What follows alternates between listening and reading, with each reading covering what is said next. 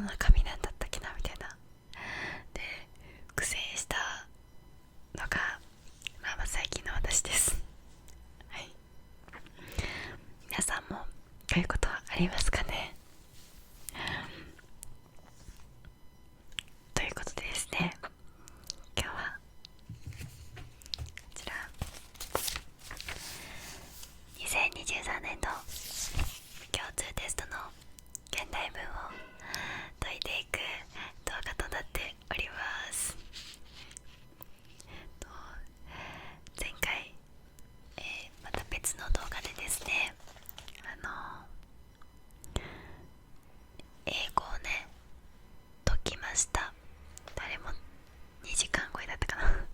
かなりの長尺になったんですけど、今回もさっき撮ったんですよiPad とペンシルを使って。そしたらね、だいたい国語って現代文大問1大問2で第3問目が古文で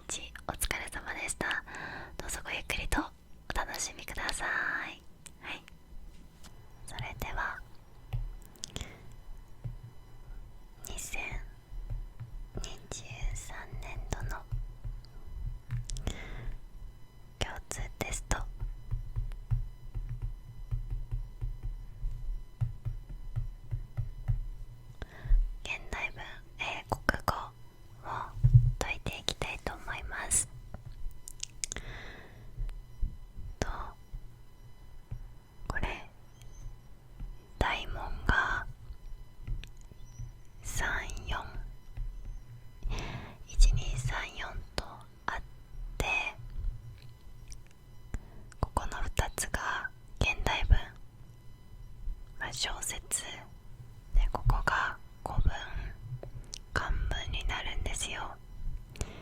もうね、古文漢文に関してはその知識で解ける問題はあんまり覚えてなかったので、個人的にはむずいのでちょっと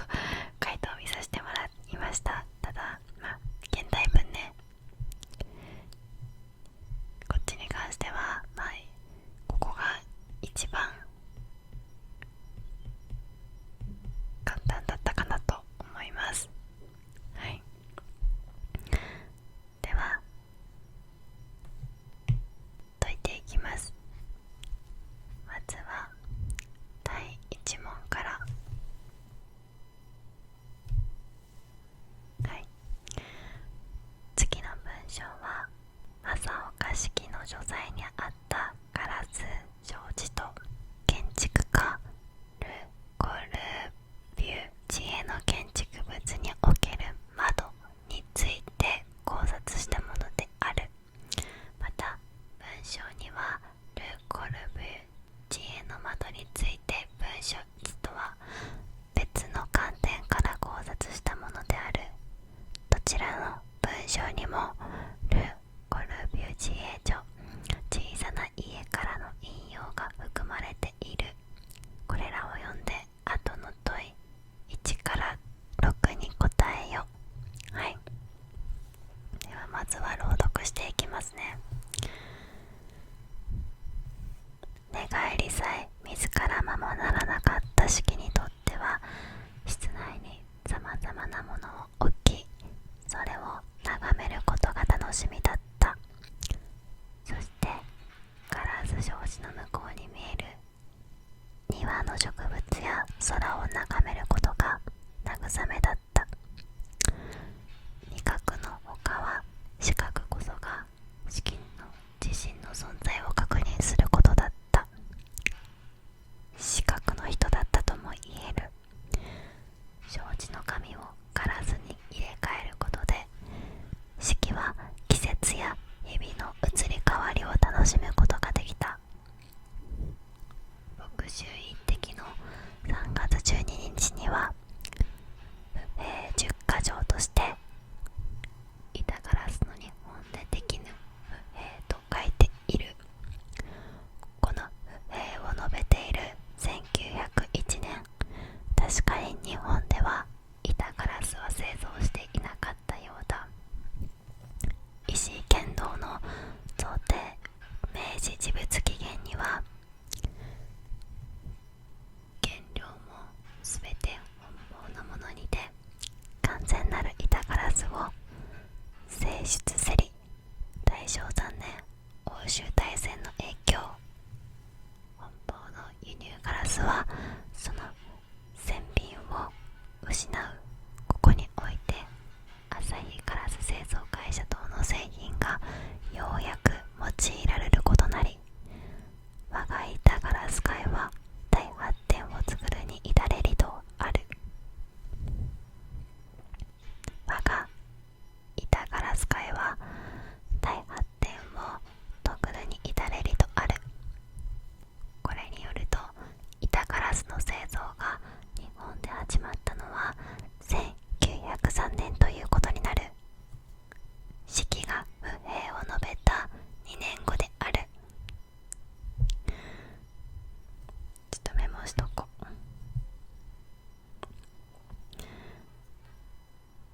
ガラス、日本の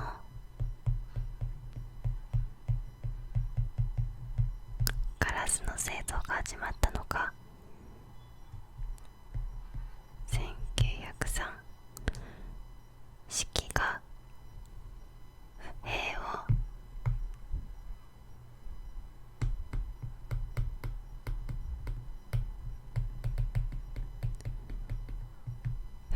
述べていて、まだ日本にガラスがなかったのが1901年。こんな感じの時代なんですね。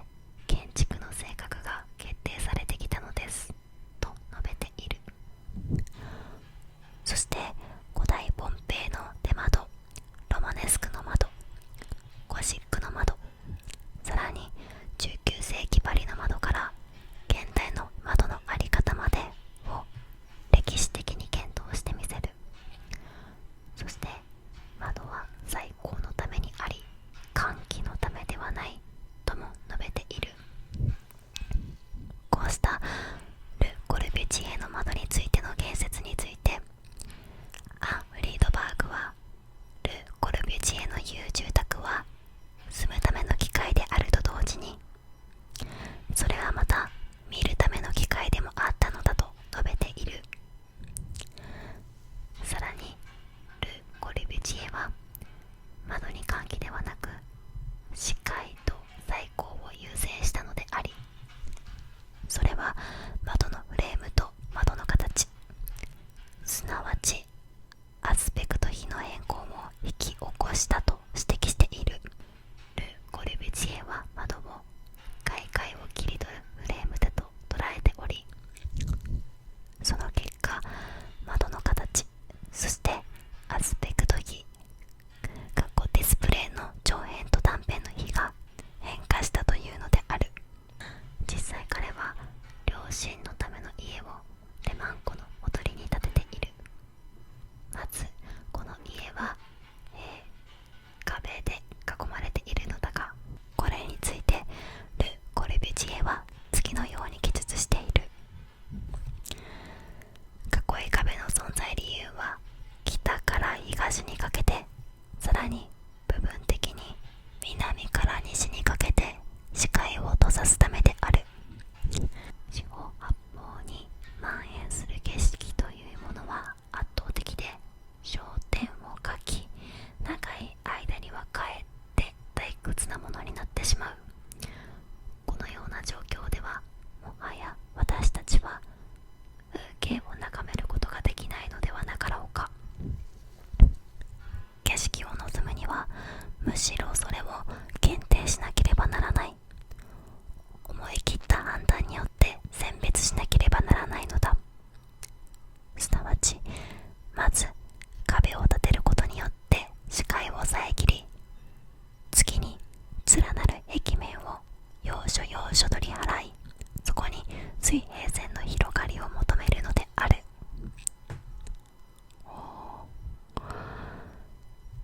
風景を見る視覚装置としての窓、外光部と壁をいかに構成するかがル・コルビュジエにとって課題であったことがわかる。この、建築家は四方八方に景色がブワーッと蔓延している状態だとかえって退屈なものになると、あえて遮って一部から見ることがいいんだみたいなことを言ってるんですね。ではここからは文章2になります。1920年代の最高期を飾る初期の古典的作品、サボア邸は見事なプロポーションを持つ横長の窓を示す。これですね。が一方、横長の窓を内側から見ると、それは壁をくり抜いた窓であり、その意味は反転する。それは視周を遮る液体となる。横長の窓は横長の壁となって現れる。横長の窓は1920年代から1930年代に入ると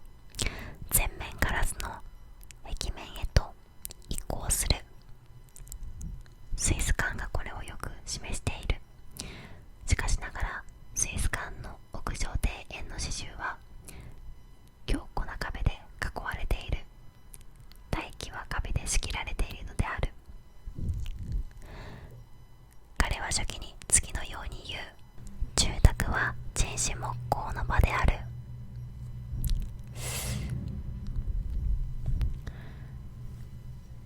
四字熟語が出てきましたね。よいしょ。あるいは人間には自らを消耗する仕事の時間があり、自らを引き上げて心の金銭に耳を傾ける瞑想の時間とかある。なるほど。仕事があって逆に瞑想の時間もあるんですね。これらの言葉にはいわゆる近代建築の理論においては説明しがたい一つの空間論が表されている。一方はいわば光の疎んじられ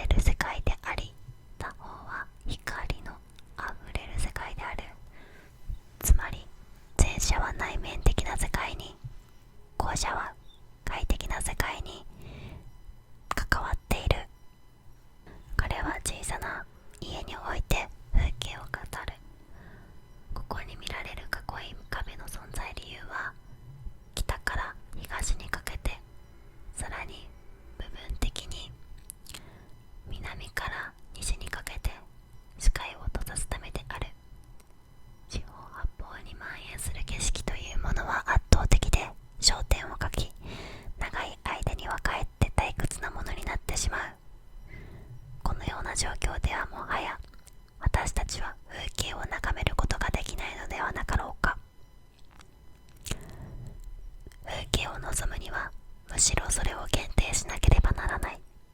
北側の壁と、そして東側と南側の壁とが囲われたニアを形成すること、これがここでの方針である。ここに語られる風景は動かぬ視点を持っている。彼が多くを語った動く視点に対するこの動かぬ視点は風景を切り取る。動かぬ視点、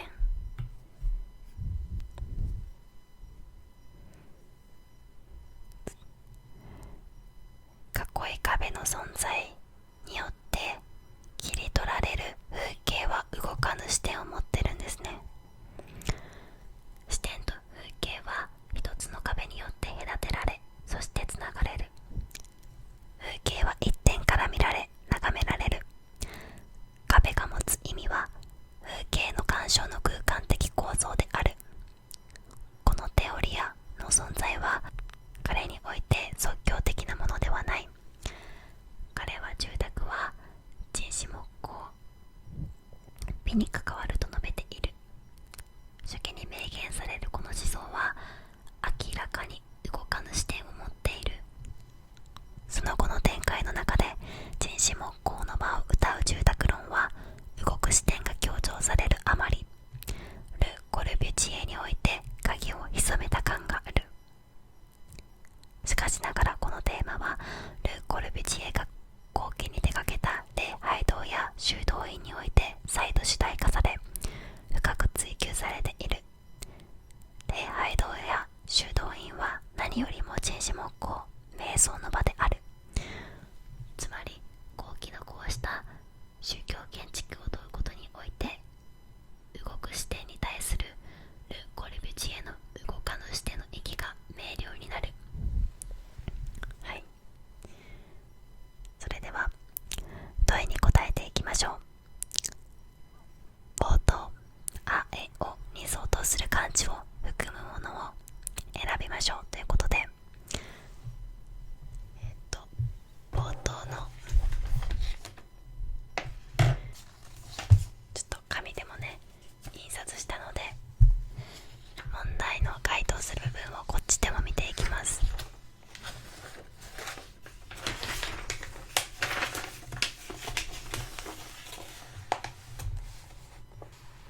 ここですね。冒頭で冒頭という字はちょっと待ってわかりづらいな。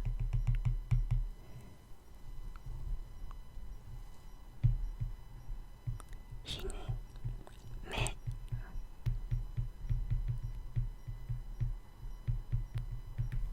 はい、この棒と同じやつ、流行性の願望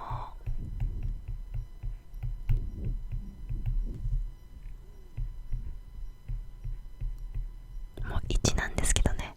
書いていきましょう。寝坊、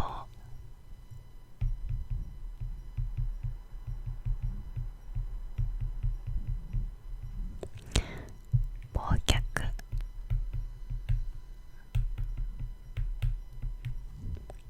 傍聴、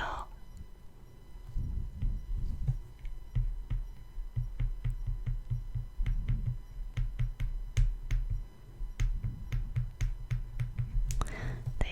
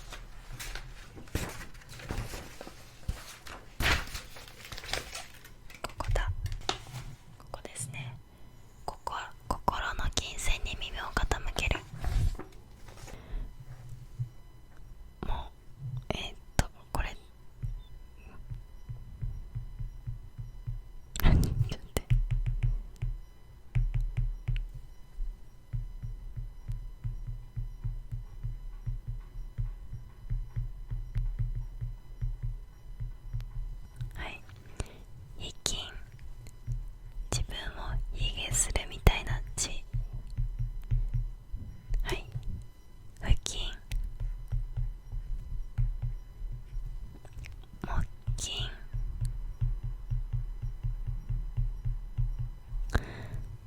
緊縮緊張の緊に縮むなので3疎んじられる。はい。低素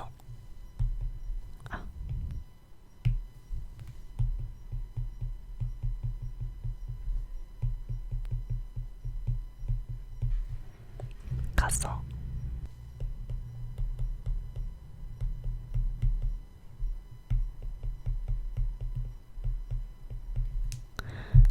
粗品間違えた。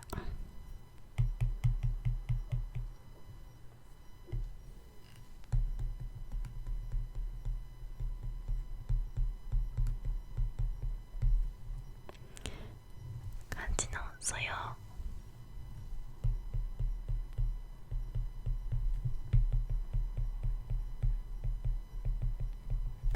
はい、ということで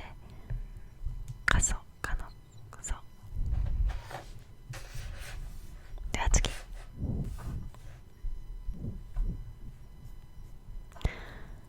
が全部いうと同じ意味を持つ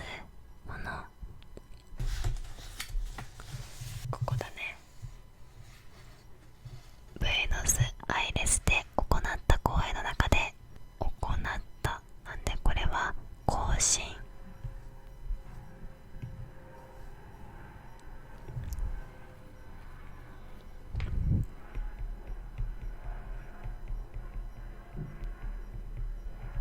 更新行列旅行履行。これは進むって意味で、これは行と列っていうなんか名詞っぽい感じで、これは旅行、旅行は食べに行く感じだよね。履行は履修で、なんだろう、何々を履修する、何々を行うみたいな感じだから、これ合ってんのかな。ちょっと待って。はい、行うはここ4ですね。合ってました。で、望む本望職望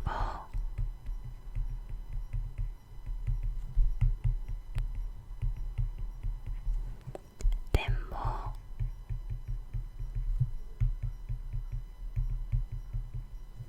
人望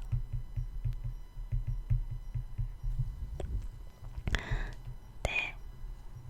今回の場合ここだね。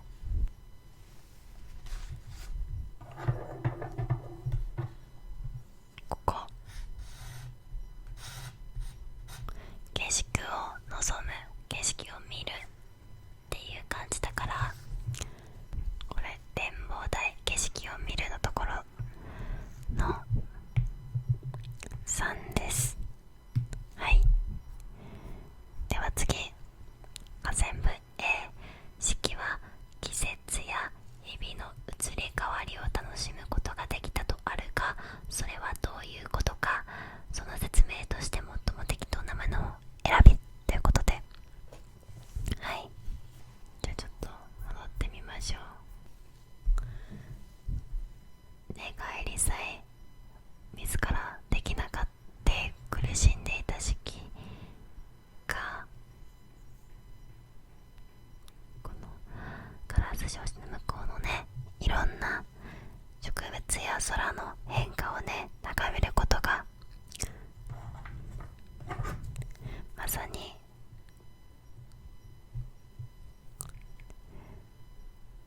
視覚こそが四季の自身の存在を確認する感覚だったということですね。はい。では問題を見てみると、病気で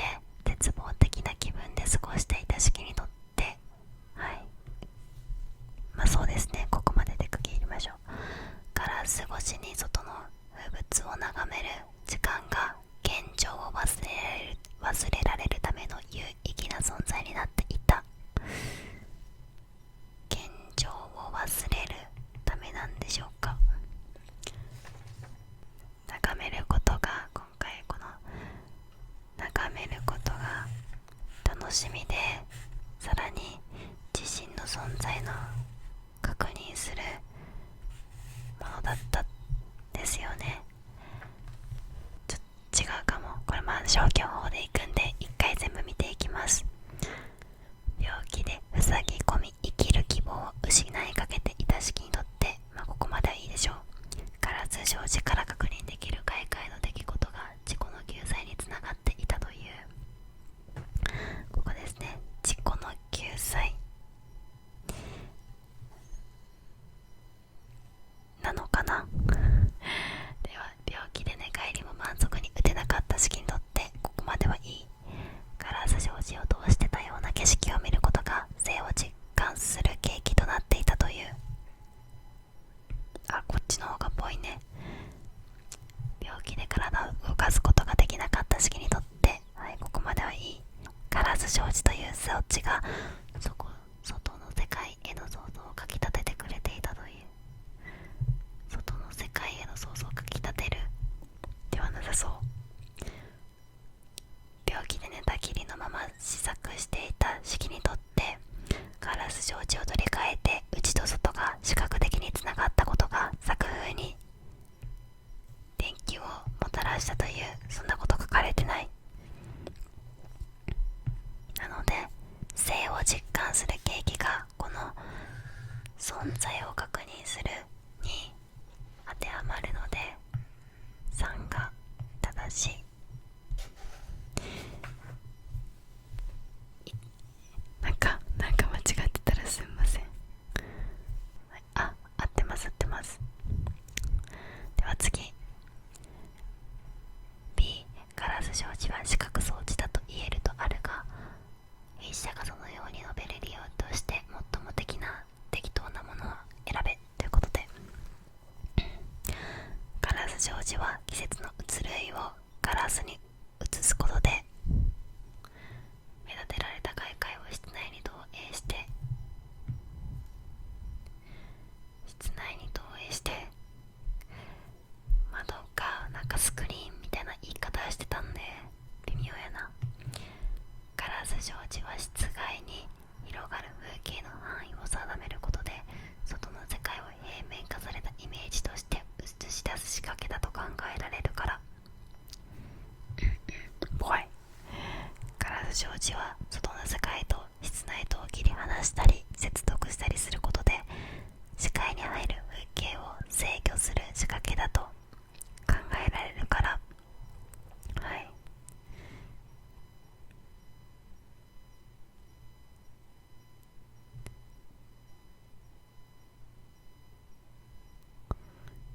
ガラス障子は視界に制約を設けて風景をフレームに収めることで新たな風景の解釈を可能にする仕掛けだと考えられる。解釈を可能、なんか違う。ガラス障子は風景を各部地上に区切って絵画に見立てることで、絵画に見立てるとかいう技術なかったのでなし。ちょっと兄さん迷うので見ていきましょう。フォーセム B はここですね。この引用があって、プロゼニアムが作られたのであり、プロゼニアムとは舞台と客席を区切る額縁状の部分ですね。で、風景を切り取る、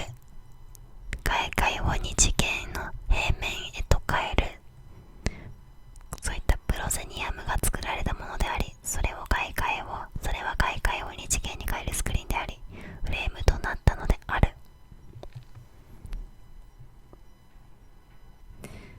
だからつまりこっちですね。外の世界を平面化されたイメージとして映し出す仕掛けだと考えられるからですね。ちょっとこれ合ってんのかな。これは切り離したり接続したりっていうことが研究されてないのでちょっとなし。では次。ル・コルビュジエの窓は確信を持って作られたフレームであったとあるが、ル・コルビュジエの窓の特徴と効果の説明として最も適当なものを選べということで、口への窓は外界に焦点を合わせるカメラの役割を果たすものであり、壁を枠として視界を制御することで風景がより美しく見えるようになる。カメラの役割を果たすものなのか。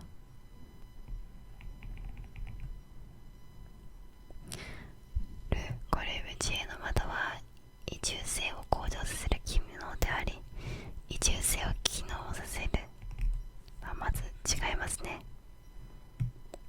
ル・コルビュジエの窓はアスペクト比の変更目的、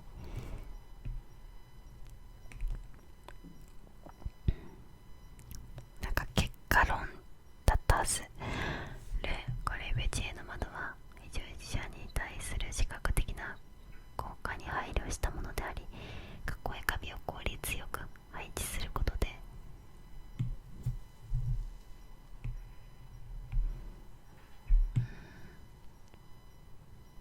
ル・コルビュジエの窓は換気よりも視覚を優先したものであり、視点が定まりにくい風景に検定を落とすことでかえって広がりが認識されるようになる。めっちゃぽい。めっちゃぽい。カメラの単語が出てくるのここ。しかしル・コルビュジエは住まいを徹底した視覚装置、まるでカメラのように考えていたという点ではがここに該当するのかな。カメラのようにって考えてただけだから、カメラの役割を果たすわけではないって感じかな。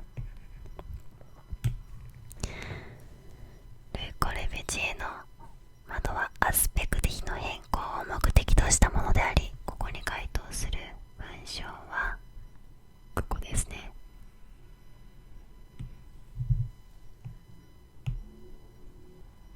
なんかいろいろと窓のフレームとか形とかそういうのを考えて見るための機械に仕立て上げることでアスペクト比の変更を引き起こした。なのでこれが目的ではなく結果、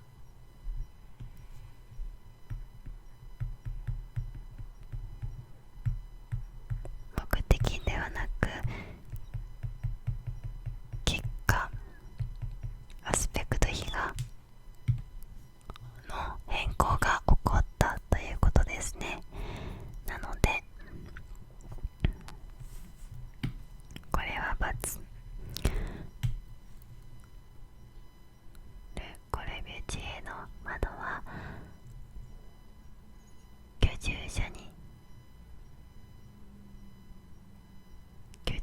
対する視覚的な効果に配慮したものであり、囲い窓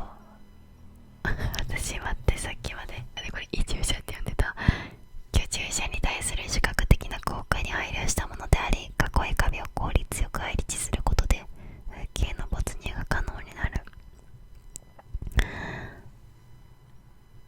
私さ、これめっちゃ迷ったよね。4とここ、でも回答的には効率よく配置すること。この効率っていう意味はそのなんか視界的な効果的に配置する、視覚に配慮して効果的に配置するとはなんか意味が違うから×らしい。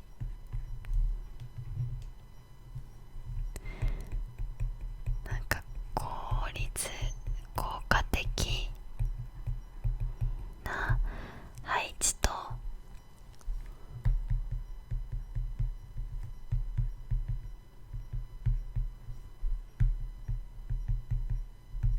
効率的な配置は違うから×。これめっちゃむずくない？だってさ、見て、効率的効果的の違いでググったら一番上に出てくる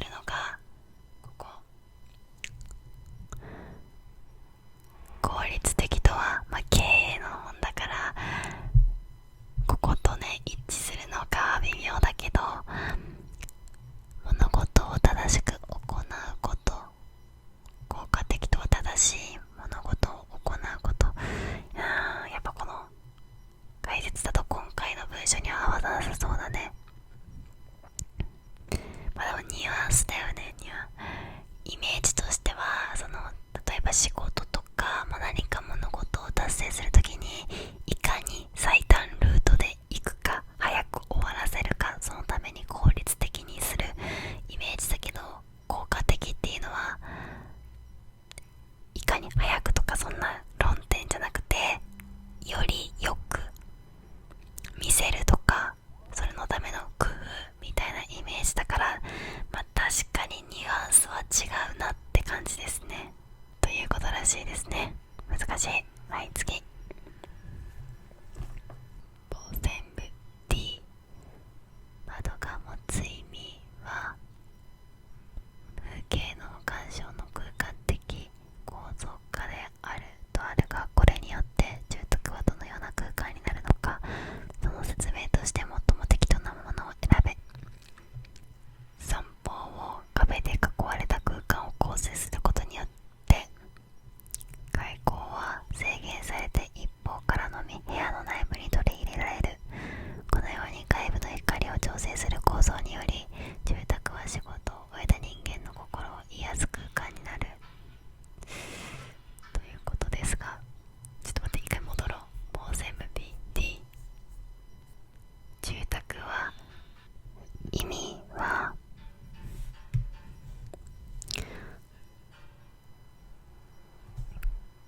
闇がね、禁止木工で、意味はそのままだね。黙ってじっくり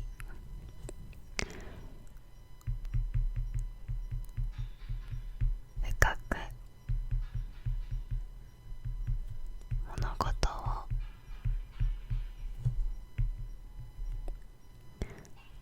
考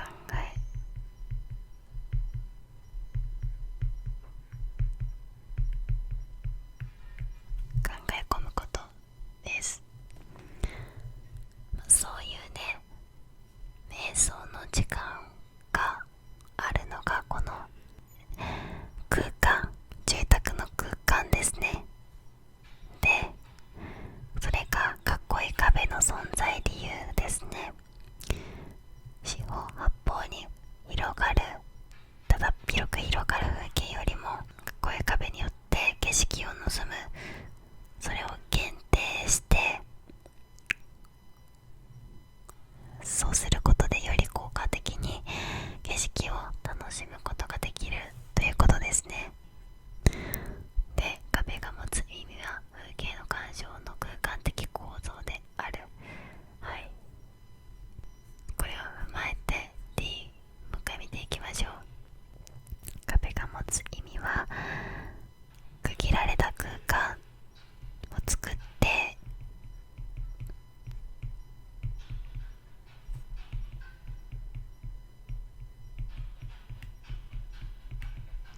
動かぬ視点を作り出すことで、人心木工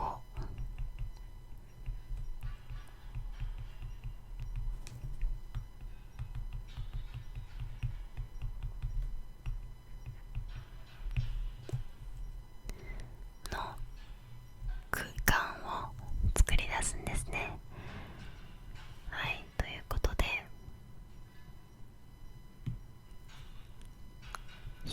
外部の光を調整する構造で心を癒す。ちょっと違う気がする。外界を壁と窓で切り取ることによって視点は固定されて、ここまでいいね。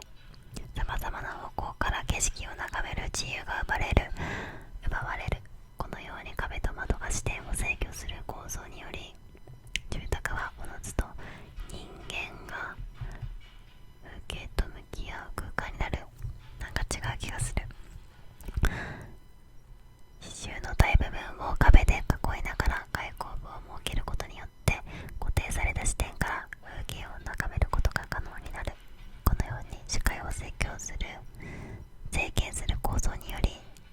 住宅は内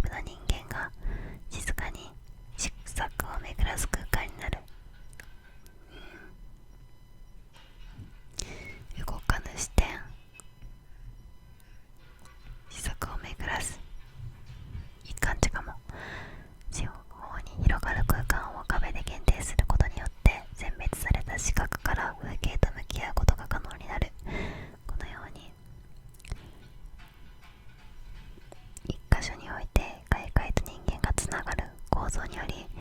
住宅は風景を鑑賞するための空間になる。これ単に住宅は風景を鑑賞するための空間ではなく、もっとね深く考えるような瞑想する場所になるんですよね。周囲を囲った壁の一部を窓としてくり抜くことによって外界に対する視界に制限が課せられる。このように壁と窓を設けて内部の人間を瞑想へと誘導する構造により、住宅は自己制作するための空間になる。なんか私結構これもなかなか紛らわしいというか難しいなと思ったんですよ。四方八方の外界が見られるわけじゃなくなるから、制約が課せられるって言い方も、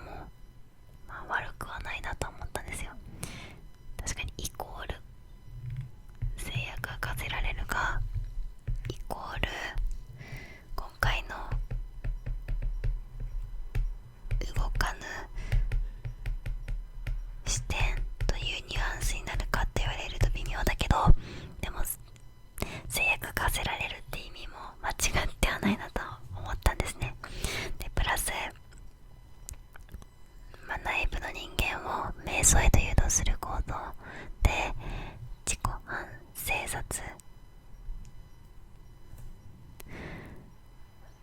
も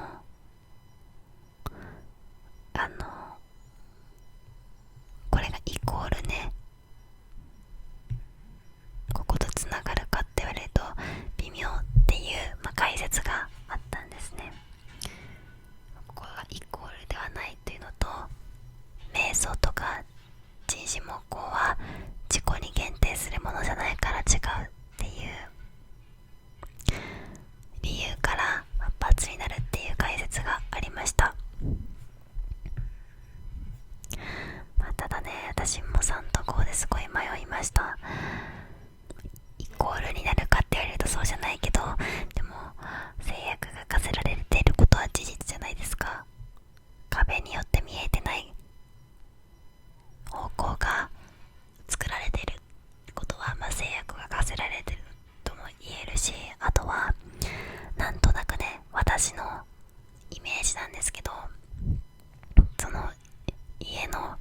自分一人だけの空間で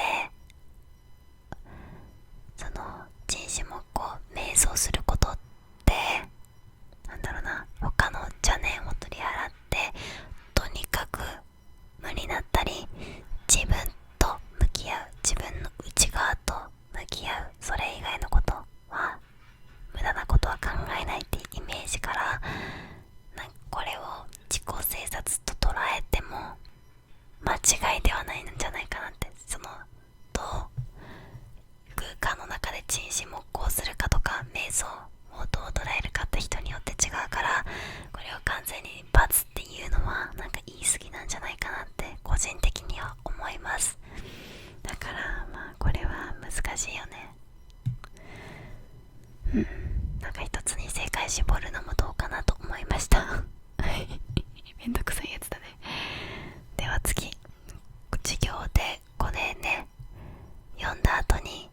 話し合いをしている場面らしいです。ここに当てはまる文章を入れていきます。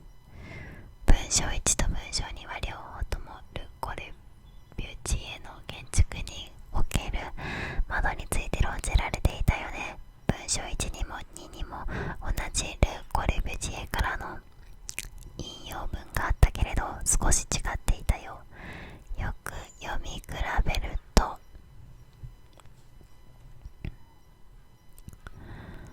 ほにゃららほにゃらら、1と2の引用文ですね。それはまず1が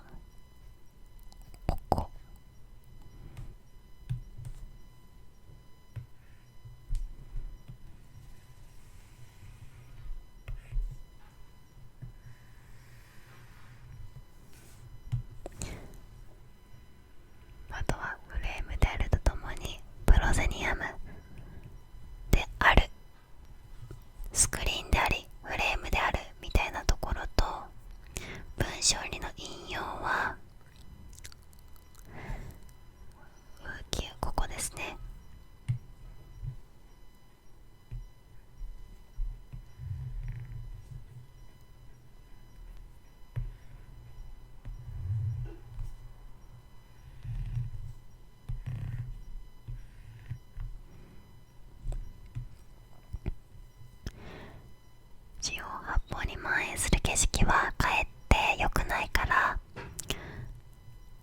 囲われた壁によってね、囲われた庭を形成することがいいんだって言ってるところの引用文ですね。でそれを踏まえて見ていきましょう。1の引用文は壁による閉塞とそこから解放される視界についての内容だけど、文章2の引用文は壁の圧迫感について記されたなんかもう絶対違う。文章1の引用文は視界を遮る壁とその壁に設けられた窓の機能についての内容だけど、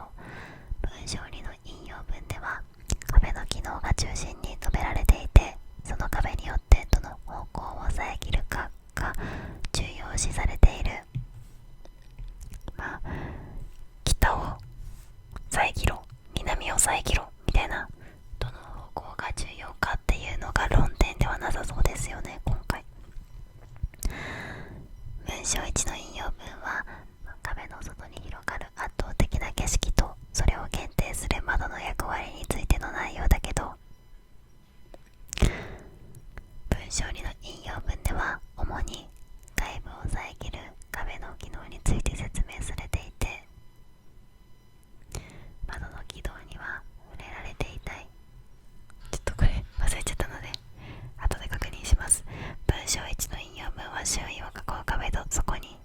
開けられた窓の効果についての内容だけど、文章2の引用文では壁に窓を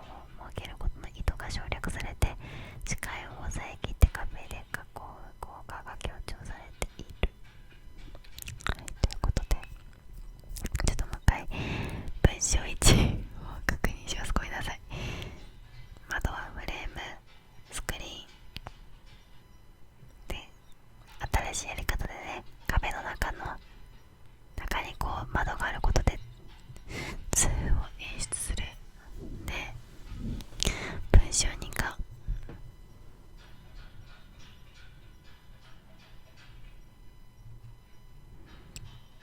窓のことは書かれていないかな。窓とは直接的に言及されていないけど、限定するところで壁とその窓があるってことだから、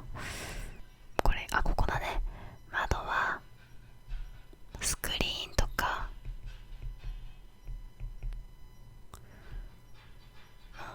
映し出す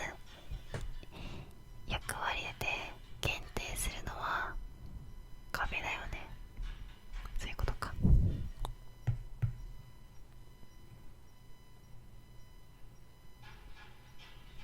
これだね。はい。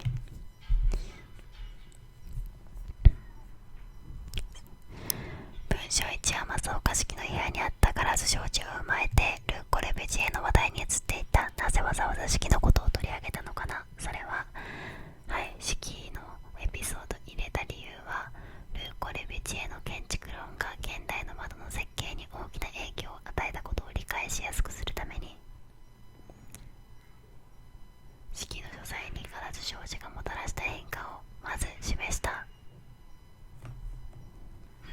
なんか違うよ。なんかこの人が現代の設計に大きな影響を与えたんだみたいなことが言いたい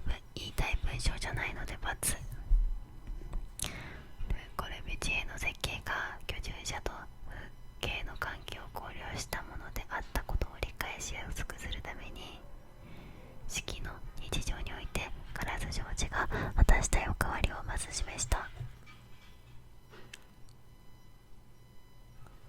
あってそう。ル・コレベジエの窓の配置が最高によって美しい空間を演出したことを理解しやすくするために、式の芸術に対してガラス障子が及ぼした効果ではありません。ル・コレベジエの換気と最高についての考察が住み心地の追求であったことを理解するためにしやすくするために、式の心身にガラス障子が与えた影響をまず示した。住み心地の追求ではないですよね。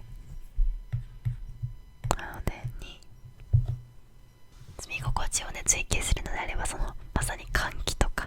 いろんな工夫ができるけど、とにかく景色を見ることにおいてのこだわりを今話しているので2が正しそうです。では最後、なるほど、でも式の話題は文章2の内容ともつながるような気がしたんだけど、そうだね、文章2と関連つけて文章1を読むと何々と解釈できるね。これは病で絶望的な気分の中にいた式は書斎に必ず障子を入れることで内面的な世界を獲得したと言える。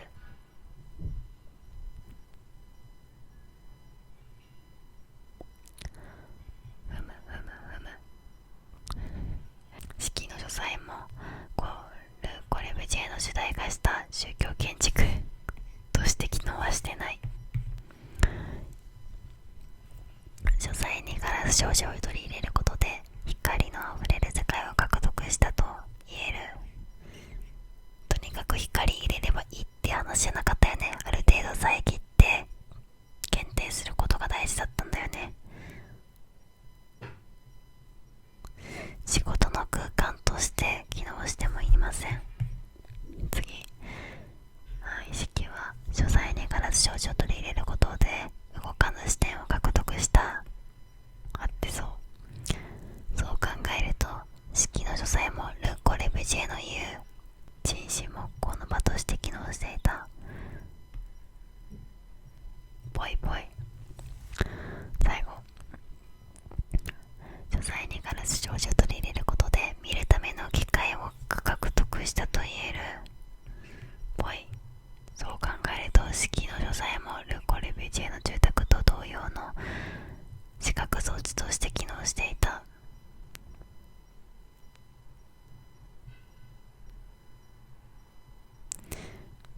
すごい、私もここで迷いました。でもなんとなくこういうことも言いたいんだろうなと思って3にしたんですよ、私はっていうすごい直感的な回答だったんですけど、解説的にはこれは文章2ではなく文章1の論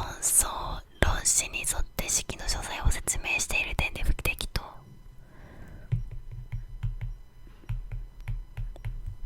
これは文章2に沿っていないらしいです。確かに文章1と文章2を関連付けて考えてみようって話で、文章2はこうまさにね、こういう空間を作るんだよみたいな話をしてることに関連付けて式の話を捉えなければいけないので、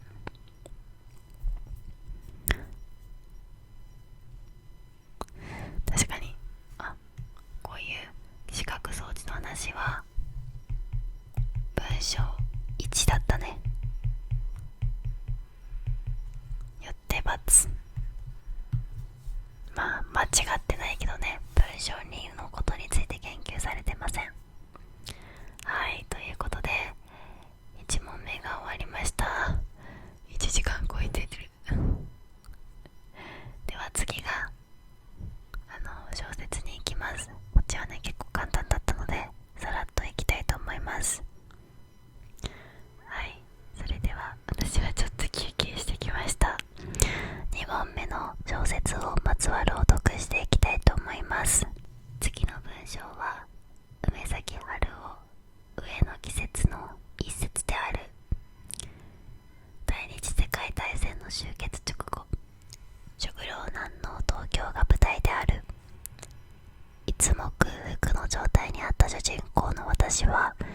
広告会社に応募して採用され、大東京の将来をテーマにした看板広告の構想を練るよう命じられた。本文は私がまとめ上げた構想を会議に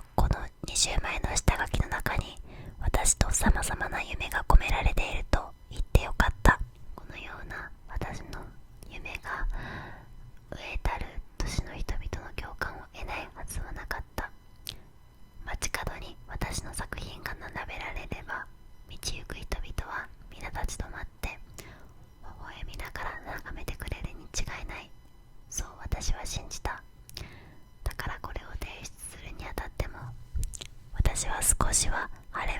がましい気持ちでもあったのである。自信あったんですね。会長も臨席した編集会議の席上で、しかし私の下書きは散々の悪評であった。悪評であるというより全然問題にされなかったのである。これは一体どういうつもりなのかね。私の下書きを一枚一枚見ながら、会長はガラガラした声で私に言った。こんなものを街頭手に出して一体何のためになると思うんだね。それはですと私は慌てて説明した。ただいまは食料事情が悪くて皆息が衰え、夢を失っていると思うんです。だからせめて楽しい夢を見せてやりたいとこう考えたものですから。会長は不機嫌な顔をして私の苦心の下書きを重ねて卓の上に放り出した。大東京の将来というテーマをつかんだら、しばらくして会長は吐き出すように口を切った。現在何が不足しているか、理想の東京を作るためにはどんなものが必要か、そんなことを考えるんだ。例えば家を建てるための材木だ。会長は赤らんな手のひらをぐにゃぐにゃ動かして材木の形をしてみせた。材木はどこにあるか、どのくらいのストックがあるか、そしてそれは何々材木会社に頼めばすぐ手に入ると、こういう具合にやるんだ。会長は再び私の下書きを手に取った。明るい都市、明るくするには電灯だ。電灯の生産はどうなっているか、マツダランプの工場ではどんな数量を生産し、将来どんな具合に生産が増加するか、それを書くんだ。電灯ならマツダランプという具合だ。そしてマツダランプから金をもらうんだ。とやっと胸に落ちるものが私にあった。会長は顔をしかめた。緑地帯に柿の木を植えるってそんなバカな。土地会社だ。東京都市計画で緑地帯の価値がこれこれになっているから、そこの住民たちは今のうちに他に土地を買って移転する準備したらよいという具合だ。その時土地を買うなら何々土地会社へだ。そしてまた金をもらう。佐藤や長山明子や他の編集員たちの令状するような視線を額に感じながら、私は赤くなってうつむいていた。とんでもない誤解をしていたことがだんだん分かって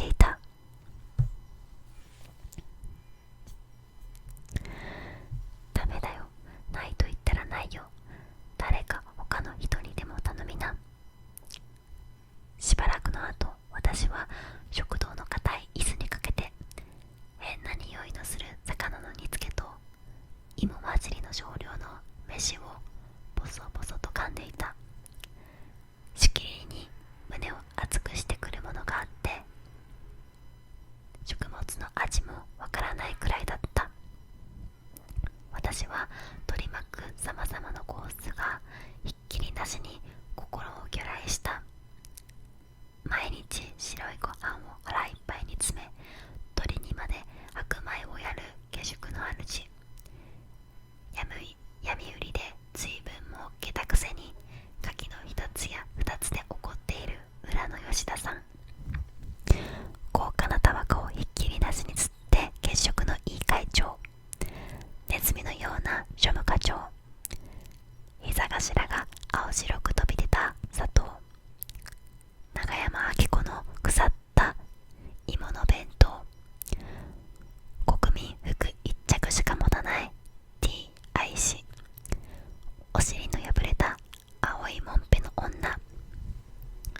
電車の中で私を押してくる勤め人たち、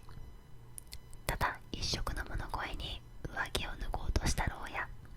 それらのたくさんのコースに囲まれて、朝起きた時から食物のことばかり妄想し、こそ泥のように芋や柿をかすめている私自身の姿がそこにあるわけであった。こんな日常が連続していくことで、一体どんな恐ろしい結末が待っているのか、それを考えるだけで私は身震いした。食べている私の回答の背にもはや寒さがもたれてくる。もう月末が近づいているのであった。数えてみると、この会社に勤め出してからもう20日以上も経っているわけであった。私の給料が月給でなく日給であること、そしてそれも1日3円の割であることを知った時の私の衝動はどんなんであっただろう。それを私は月末の給料日に鉄味のような風貌の庶務課長から言い渡されたのであった。庶務課長のキンキンした声の内容によると、私は私と一緒に入所した者もしばらくの間は見習い社員というわけで、実力次第ではこれからどんなにでも上級させるから力を落とさずにしっかりやるようにという話であった。そして声を潜めて、君は朝も帝国前にちゃんとやってくるし、毎日自発的に1時間ほど残業をやっていることは僕もよく知っている。会長も知っておられると思う。だから一生懸命にやってくれたまえ。君には本当に期待しているのだ。私はその声を聞きながら、私の一日の給料が一枚の外食券の闇かと同じだなどということをぼんやり考えていたのである。日給3円だと聞かされた時の衝動はすぐ胸の奥で消えてしまって、その代わりに私の手足の先まで今ゆるゆると広がってきたのは水のように静かな怒りであった。私はその時すでにここを辞める決心を固めていたのである。課長の言葉が途切れるのを待って私は低い声で言った。私はここを辞めさせていただきたいと思います。なぜと課長はネズミのようにずるい視線を上げた。1日3円では食えないのです。食えないことはやはり良くないことだと思うんです。そう言いながら、ここを辞めたらどうなるかという危惧がかすめるのを私は意識した。しかしそんな危惧があるとしても、それはどうにもならないことであった。私は私の道を自分で切り開いていくほかはなかった。普通の勤めをしていては満足に食べていけないなら、私は他に新しい生き方を求めるよりなかった。そして私はあの食堂で見る人々のことを思い浮かべていた。カバンの中にいろんなものを詰め込んで、それを売ったり買ったりしている事実を、そこにも生きる道が一つはあるはずであった。そしてまたあの惨めな牢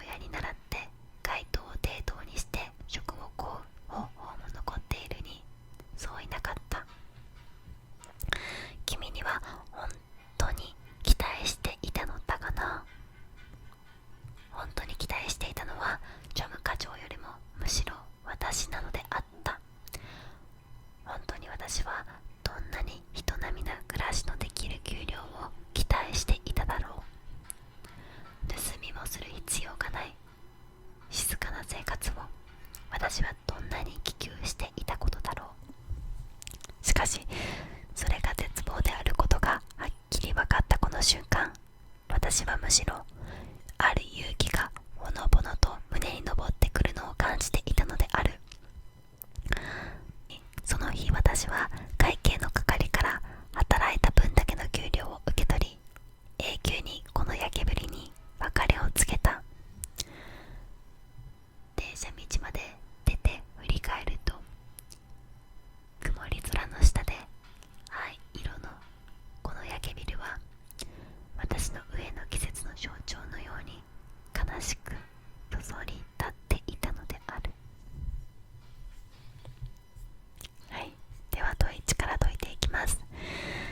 なんか重たい悲しい話ですよね。応戦部 A、 私は慌てて説明したとあるが、この時の私の様子の説明として適当なものを選べ。どういう場面だったかというと、自分が作り上げた構想を会議で会長とかに提出して悪評であるというよりも、そもそも問題にされなかった。結構自信を持って提出したものが悪評云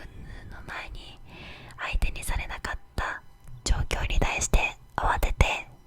意図を説明している場面です。都民が夢を持てるような都市構想なら広く受け入れられると自信を持って提出しただけに、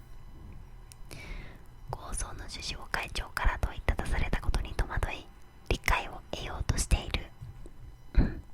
あまり釣れてはいなさそうですね。2、会長も出席する重要な会議の場で成果を上げて認められようと張り切って作った構想が予想外の定評が受けたことに動揺し、なんとか名誉を回復しようとしている。名誉を回復しようとして慌てて説明したのかな。ちょっと微妙ですね。会長から頭ごなしの批判を受け、該当点に出す目的を明確にイメージできていなかったことを悟り、自分の未熟さに呆れつつもどうにかその場を取り繕おうとしている。自分の未熟さに呆れつつもどうにかその場を取り繕おうとしているは違いますね。会議に臨席した人々の理解を得られなかったことで過酷な食料事情を抱える都民の現実を見余っていたこと。別に食料事情に関して見余っていたことはないので当てはまりません。私の理想の食物都市の構想は都民の共感を呼べると考えていたため、会長からテーマとの関連不足を指摘されてうろたえ、急いで構想の背景を補おうとしている。会長はなんかとにかく広告が金を稼げるものであったらいいってもので、テーマの関連不足、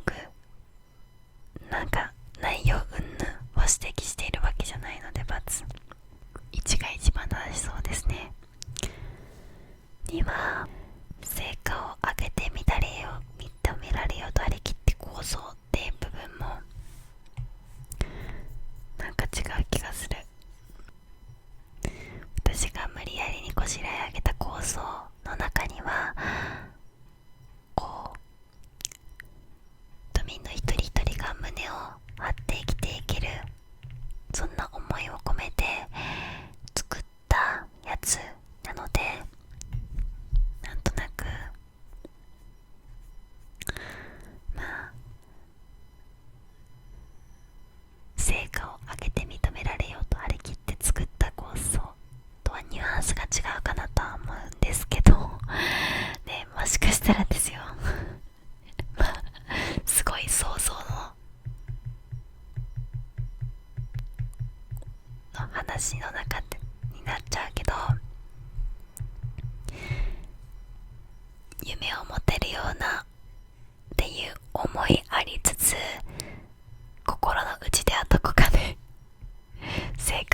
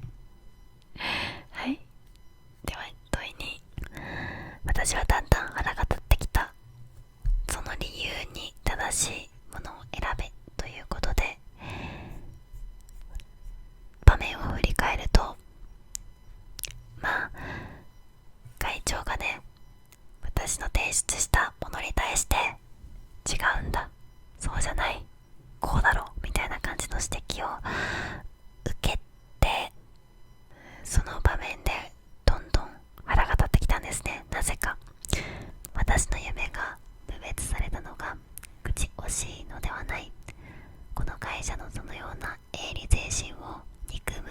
のでもない。佐藤や長山の霊障的な視線が辛かったのでもない。ただただ私は自分の間抜けさ加減に腹を立てていたのである。自分の間抜けさ具合ですね。つまり戦争が終わってこの会社がね、本当に善意で文化国家の建築の啓蒙をやろうとしているわけじゃなくて、あくまでもいつの時代でも儲け仕事に過ぎなかったことは少し考えればわかるはずだったのに、それに気づかずに愚直に構想を作ってしまった自分の間抜けさ加減に腹を立てていたんですね。はい、見ていきましょう。戦後に会社が国民を啓蒙し文化国家を建築するという理想を掲げた真意を理解せず、ここから違いますね。この会社はこういう理想を掲げているわけじゃないですね。次、戦時中には国民的慈善事業を行っていた会社が戦後に方針転換したことに思い至らず、暴利を貪るような経営にいつの間にか自分が加担させられていることを徐々に自覚して反発を覚えたから、別に会社の方針に苛立っているわけでもないし、会社はあくまで戦時中も戦後も国のね方針に従って金儲けのためにやっているわけですから、×。戦後に営利を追求するようになった会社が社員相互の啓発による競争を注視していることに思い至らず、会長が呆れるような提案しかできなかった自分の無能さがつくづく恥ずかしくなってきたから、あくまで本人は営利目的の会社で分かってるはずなのに、そこに理解できなかった自分にイライラしててるわけで、会長に認められるような提案ができなかった自分の無能さに恥ずかしがってるわけではないです。戦後の復興を担う会社が利益を追求するだけで東京を発展させていく意図などないことを理解せず、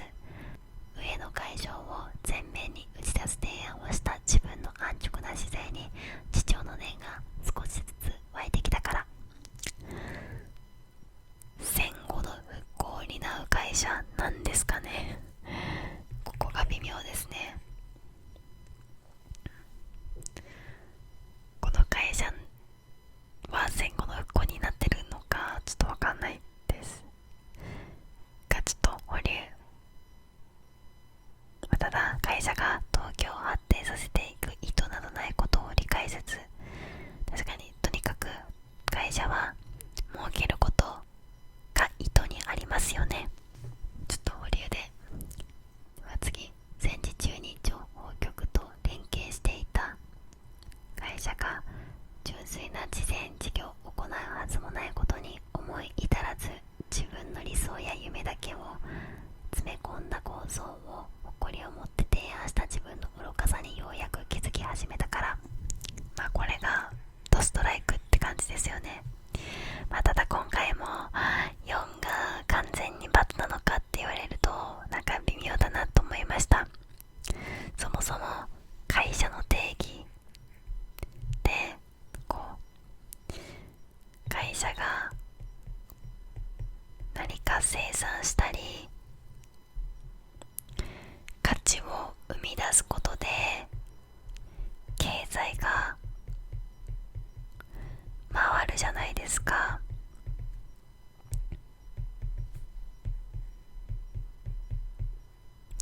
そうするとおのずと社会全体の復興、豊かさにつながって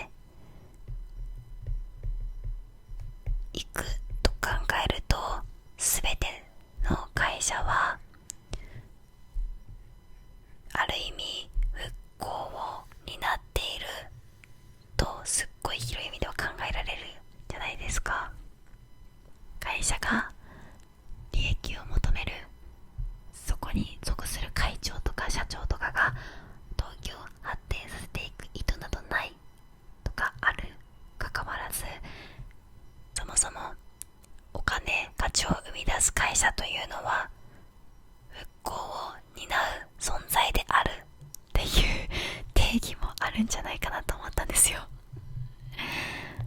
ただ解説的には戦後の復興を担う会社っていうのが間違いらしいです。もちろん会社イコール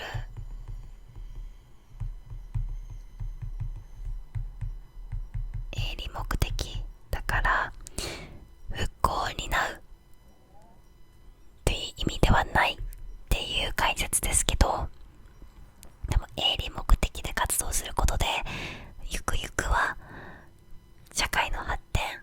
豊かさにつながるって思うと、存在自体が復興になってるんじゃないかなって考えると、完全に罰とも言い切れないんじゃないかなと思いましたが、それは考えすぎ。はい、では次。自分でも驚くほど邪険な口調で牢屋に答えていたとあるが、ここに至るまでの私の心の動きはどのようなものか、その説明として最も適当なものを選べということで、この場面は戻ると、老人がね、一食だけでいいからくださいと願ってくるわけですよ。でそんな中、主人公も厳しい、財政的に厳しいし、一食しか食べられないから、この老人の気持ちも痛いほどわかるわけですよ。つまりその痛い気持ちわかるよ。その苦痛を忍びながらそれを売り払ったとあるんでわかるけど、どうしようもないからね、強い口調でどうしようもないってことも分かってるんですよ。助けたいけど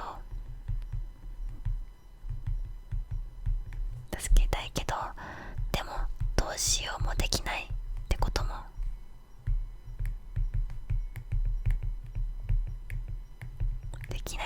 分かってる。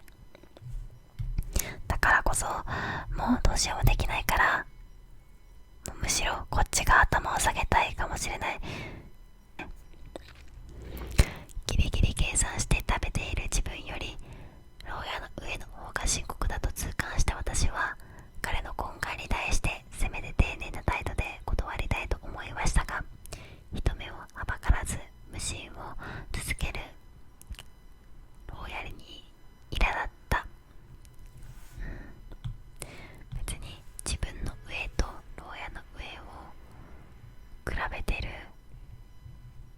感じでもないし、牢屋に苛立ってる感じでもなさそうですよね。苛立っているのかもしれないですけど、それはうざっていうよりどうしようもないって感じですもんね。では次。一食を得るために上着さえ差し出そうとするような牢屋の様子を見た私は、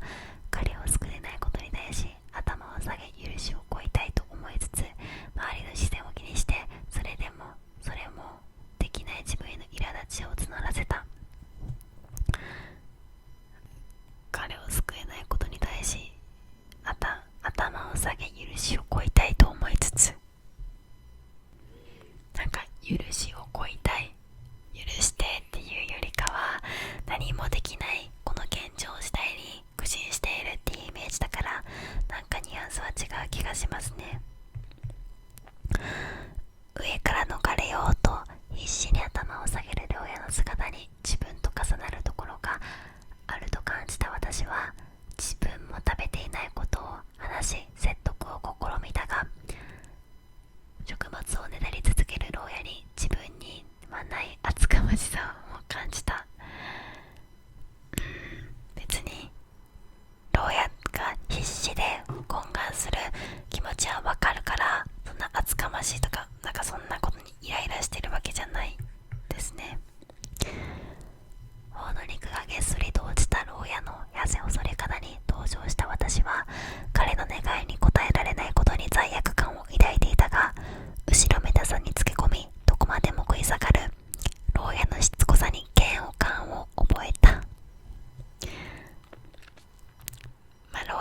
ちはわかるからその牢屋の行動自身に嫌悪感を覚えているわけじゃなくて、どうしようもないこの現実に対してすごいもう罪悪感とか悲しさとか苦しみがやってきているわけですよね。から落ちて立っている様子の牢屋の根幹に応じることのできない私は苦心を感じながら耐えていたが、なおもすがりつく牢屋の必死の態度に接し、彼に向き合うことから逃れたい衝動に駆られた。これが一番良さそう。もうどうしようもないんですよみたいなイメージですね。では次。それを考えるだけで私は身震いしたとあるが、この時の私の状況と心理の説明として最も適当なものを選べ。はい、この部分を振り返ると D、牢屋とのことがあって、牢屋を邪険にね振り払った後、こうまずいね飯を食べて割るわけですよ。そうするとしきりにいろんな構図が巡り巡ってくるわけですね。毎日白いご飯を飯いっぱいに食べている人もいたり、こういっぱい儲けている人とか、タバコを吸っている血色のいい会長、それに対してね腐った芋の弁当を食べている永山明子とか、国民服一着しか持たない人とか、この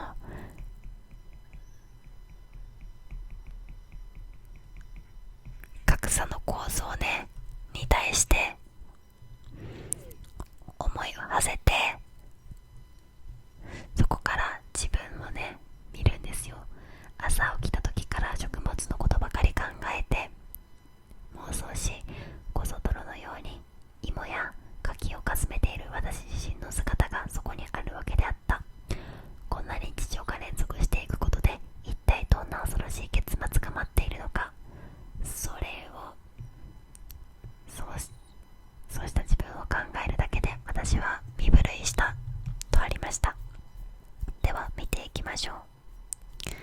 貧富の差が如実に現れる周囲の人々の姿から自らの貧しく惨めな姿も浮かび、食べ物への思いにとらわれていることを自覚した私は、農作物を盗むような生活の先にある自身の将来に思い至った。あんまりずれてはなさそうなので次見ていきます。低収入を得て贅沢に暮らす人々の存在に気づいた私は、芋や柿などの農作物を生活の糧にすることを想像し、そのような空想にふける自分は厳しい現実を直視できていないと認識した。そのような空想にふける自分は厳しい現実を直視できていない。現実をいつでもこの人は直視していますよね。だからこのままだとどうなるのかっていった自分の将来に対して身震いしているわけですよね。出発。経済的な格差がある社会でしたたかに生きる人々に思いを巡らせた私は、一食のために上着を手放そうとした牢屋のようにその場しのぎの不器用な生き方しかできない我が身を振り返った。その場しのぎの不器用な生き方しかできない我が身を振り返ったとはなんか違う気がしますよね。そもそもこの広告会社に応募したのも、で広告を作る中でどんな未来がいいかっていうのも、すごい先のことを考えてる人なので、その場しのぎその場しのぎで生きてる感じではなさそうかなと思います。では次。止める人もいれば貧しい人もいる社会の構図にやっと思い立った私は、会社に勤め始めて20日以上経ってもその構想から抜け出せない自分がさらなる貧困に陥るしかないことに気づいた。20日経ってもその構想から抜け出せない自分、20日経ったら構想から抜け出せてたらってわけでもなさそうですよね。なんとなくで、さらなる貧困に陥るしかないことに気づいた。なんとスが違うかなと思います。自分を囲む現実を顧みたことで、周囲には貧しい人が多い中に止める人もいることに気づいた私は、食料のことで頭がいっぱいになり、社会の動向を広く認識できていなかった自分を見つめ直した。食料のことで頭がいっぱいになり、社会の動向を広く認識できていなかった自分を見つめ直して、身震いしているわけじゃないですよね。貧富の差が如実に現れているね。社会のこの動向を広く認識しているんですよ。だからこの先の将来も不安っていうことにちゃんと気づいているんですよね。なんで1。では次。食えないことはやはり良くないことだと思うんですとあるが、この発言の説明として最も適当なものを次の、から一つ選べ。これあれですよね。仕事を辞める。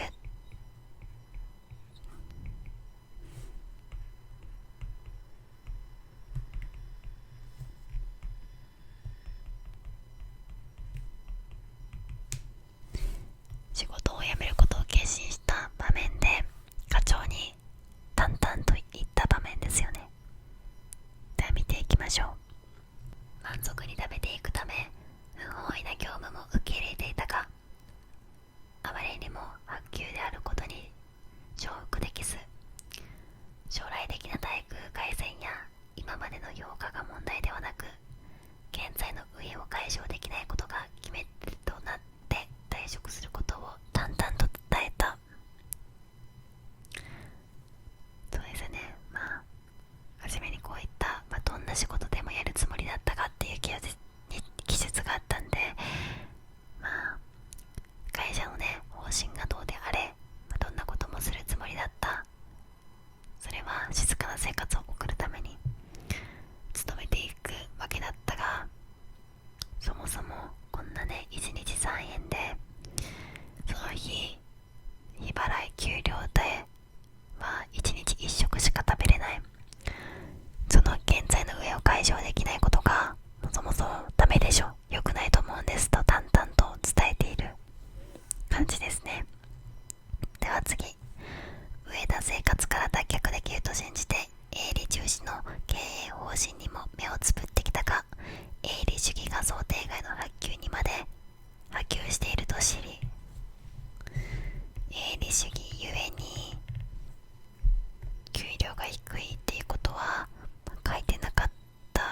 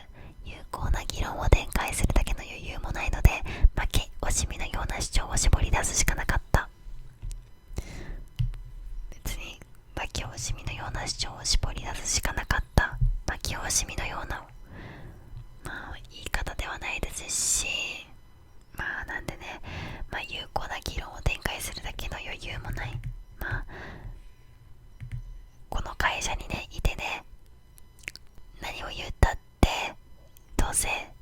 無駄だろうっていう諦めの気持ちから淡々ともうやめることを伝えているっていう場面なので、1が正しそうですね。では次、私はむしろある勇気がほのぼのと胸に昇ってくるのを感じていたのであるとあるが、この時の私の心情の説明として、最も適当なものを選べということで、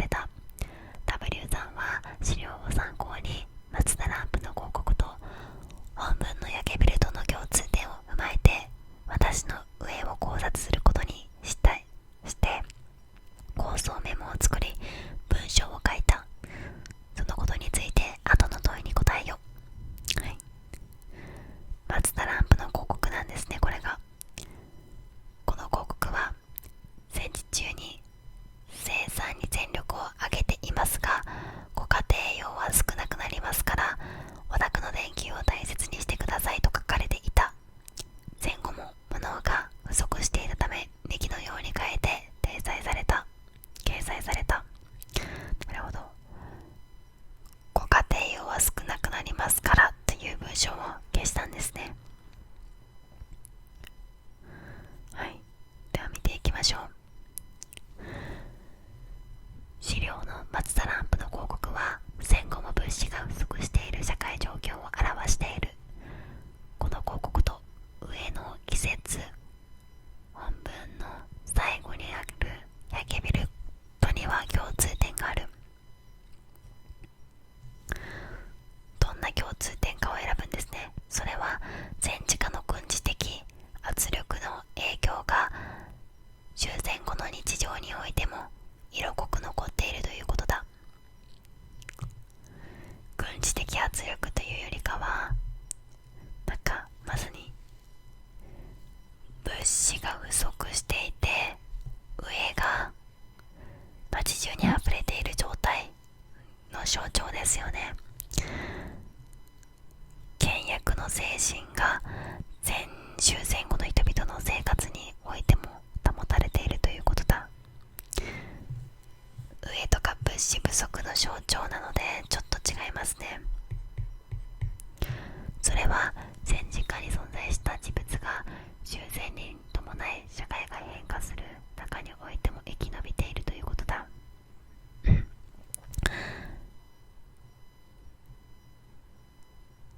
戦争がね残したこの飢えがずっと残っているというニュアンスであっていそうですね。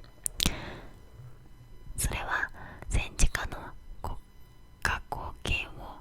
重視する方針がっていうのも×なんで3ですね。はい。で、この共通点は本文の会長の仕事のやり方とも重なる。そのような会長の下で働く私自身はこの職にしがみついていても苦しい生活を脱する可能性がないと思い、具体的な未来像を持つこともないままに会社を辞めたのである。そこで改めて資料を参考に本文の最後の一部に注目して私の上について考察すると、悲しくそそり立っていたという焼けビルは丸々と捉えることができる。焼けビルは何と捉えられるか。私の上を解消するほどの給料を払えない会社の象徴。私にとって解消すべき上が継続していることの象徴。私の今までの上な生活や不本意な仕事との決別の象徴。私が会社を辞め上から脱却する勇気を得たことの象徴。やはり焼けビルというのはね、勤めていても給料が1日3円くらいのね給料しかもらえず、ずっと飢える未来しか見えない、そんな飢えが継続していることの象徴なので2ですね。合ってるよね。ちょっと待って。はい、合ってる。大丈夫だ。はい。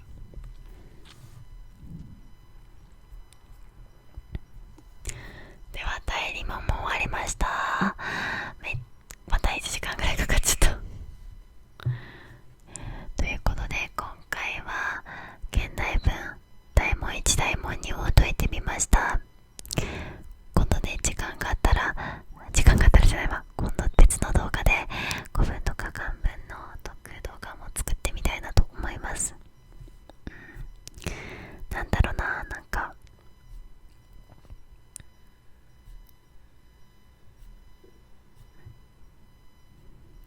やっぱり国語に正解はないってよく言いますけど、もちろんねこう書いてある文章から書いてない主人公の気持ちとかを心情の変化を想像して、でその想像の先には人々によって差があるわけじゃないですか。でそれに正解はないから、やっぱりこう一つに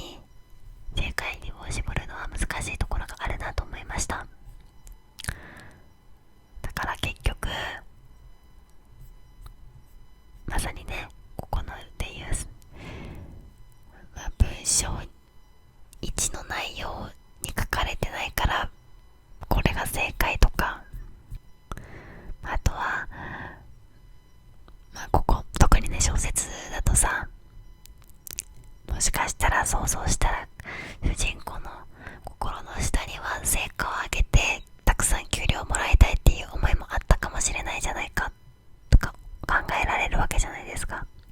でもやっぱり文章に書いてある中でどう考えるかっていうなんか小手先のテクニックが必要になってくるっていう意味では、共通テストの攻略が本当に意味あるのか、